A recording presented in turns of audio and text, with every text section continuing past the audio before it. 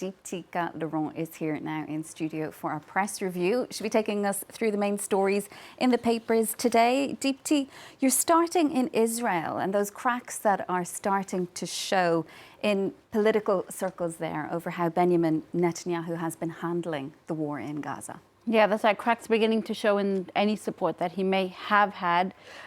Gadi Eisenkot, who runs Israel's war cabinet, gave a televised interview on Thursday in which he appeared to criticize Benjamin Netanyahu's handling of the war against Hamas. Now, this interview and his comments have been widely relayed by the Israeli press. This is from the Times of Israel. Eisenkot called the idea of a complete victory over Hamas totally unrealistic. He also advocated for new elections within months in order to restore public trust in the Israeli government. Eisenkot's party, the National Unity Party, actually joined Netanyahu's government just after those October attacks, but on a temporary basis. He also appeared to attack Netanyahu for his refusal, really, to take responsibility for the military leadership and also intelligence failures in the lead up to those October 2023 attacks. Now, this criticism also follows divergences between the U.S. and Israel over the future of the war war against Hamas. The New York Times today reporting that Netanyahu has rebuffed a post-war peace process and refused the idea of granting of a sovereign Palestinian state. Now, President Joe Biden and the Secretary of State Antony Blinken urge Israel to move towards establishing a Palestinian state eventually, but this is something that Netanyahu has refused outright, and this position has really put them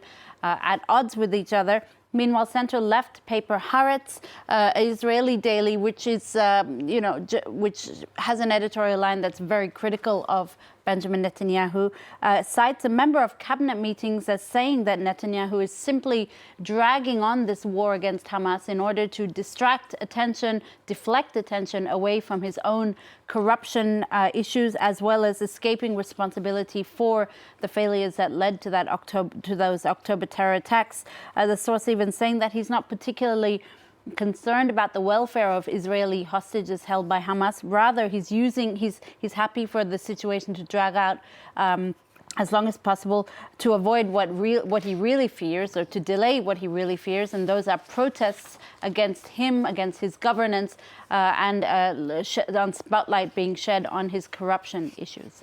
Meanwhile, here in France, Deepti, the papers are focusing on Paris Town Hall's decision to suspend funding of a private school called Stanislas. Now, that's been at the centre of controversy here, hasn't it? Yeah, not least of all, Sharon, because the new education minister, Amélie Oudéa-Castera's children are enrolled there, which, of course, is a scathing indictment on what the new education minister thinks of the public education system. Furthermore, a recent report accused the school of racism, homophobia and authoritarianism. This report was widely relayed by the French press today. This Le Figaro, which is the French conservative paper, is looking at the reactions and the stupefaction or the surprise among students and parents at this school because the Paris Town Hall has announced that it will be withdrawing its support or its financial funding towards this school. The school has a budget of about 23 million euros, and the Paris Town Hall is believed to have funded the school of a sum of about €1 million. The right-wing paper Le Figaro slamming the backlash against the school today, saying that the public system is, I quote, plagued by 1,000 problems like teacher absenteeism, violence, Islamism and wokeism.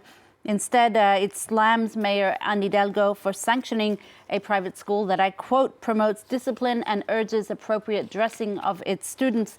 Now, on the other side of the political spectrum, it's quite a different story. This is Libération, which is the left-wing paper, which is also focusing on the funding being withdrawn for the school on its front page today.